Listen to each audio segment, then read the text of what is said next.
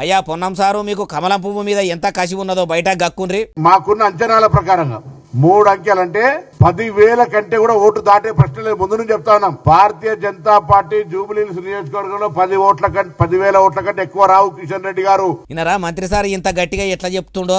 అయ్యా బస్సుల మంత్రి బీసీ మంత్రి పొన్నం ప్రభాకర్ సారు, కమలం పువ్వు పార్టీకి 10,000 ఓట్ల కంటే ఎక్కువ ఓట్లు రావు అనబడితిరి.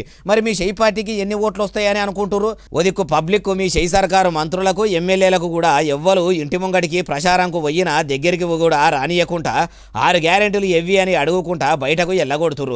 మరి మీ షెయి పార్టీకి ఎంతమంది ఓట్లు చేస్తారో చెప్పుర్రి. ఎన్నికల ముంగట గెలవంగానే అది చేస్తాము ఇది చేస్తామని ఏతులకు అంటిరి. ఏలుబడిలకు వచ్చిన 100 దినాలనే 6 గ్యారెంటీలు అమలు చేసి ప్రజలకు అన్ని తీర్లా అండగుంటాం అంటిరి. గెలిచి 2 ఏళ్లు దగ్గర పడుతున్నా ఇప్పటికీ ఎల్లయ్య గొంగడి ఏడున్నదంటే వేసిన దగ్గరనే ఉన్నది అన్నట్టు ఏలుబడి చేయబడితిరి. ఇప్పుడు ఇట్లా పువ్వు పార్టీకి ఇంత వస్తాయి అంత వస్తాయి అని ఏదో దొంగస్వామి కదా దోసుకపోయే ముచ్చట చెప్పినట్టే చెప్తురు కదా.